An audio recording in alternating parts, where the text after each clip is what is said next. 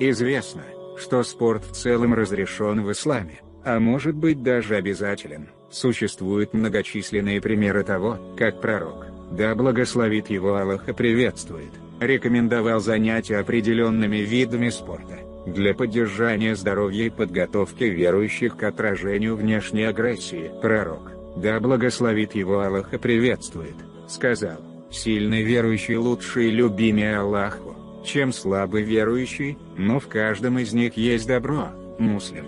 Этот хадис указывает на то, что мусульмане должны были быть сильными не только верой, но и физически. Мусульманин должен иметь крепкое тело и дух, равно как и крепкие моральные устои. Одним из неоспоримых условий дозволенности в спорте является прикрытие аврата. Каждый мусульманин, занимаясь тем или иным видом спорта, должен соблюдать те нормы в одежде, которые предусмотрены шариатом. Сила, ловкость, безопасность для тела и нрава, а также дозволенность с точки зрения ислама, являются основными критериями в спорте. Борьба. Этот вид спорта не только является дозволенным, но также и сунной пророка Мухаммада, да благословит его Аллах и приветствует. Стрельба из лука также является сунной пророка.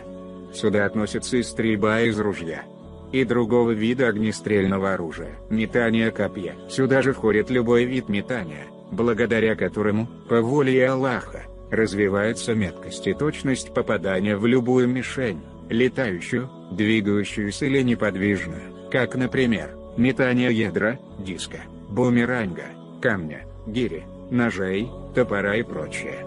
К дозволенному виду состязаний, без денежных или других ставок, относятся и скачки на лошадях, верблюдах и слонах. К ним же относятся состязания на парусных лодках, байдарках, шлюпках и так далее. Наряду с перечисленными можно внести и безопасные состязания на машинах, состязания с мячом, плавание, бег. Сюда же можно отнести бег на лыжах, биатлон, прыжки в длину и высоту, единоборство.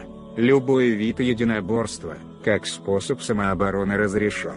Главное, чтобы это не было видом борьбы, где велика вероятность нанесения вреда здоровью. Футбол, теннис, волейбол, баскетбол, бадминтон, гандбол и другие виды спорта с мячом, при условии прикрытия аврата, спортивная гимнастика, акробатика, занятия на перекладине, брусьях, кольцах и так далее, поднятие штанги, культуризм. Разрешается состязаться в поднятии штанги, гирь, камней и подобных снаряжений, чтобы определять наиболее сильного. Что касается культуризма или бодибилдинга, то это разрешено для наращивания силы, но без использования стероидов или прочих вредных веществ.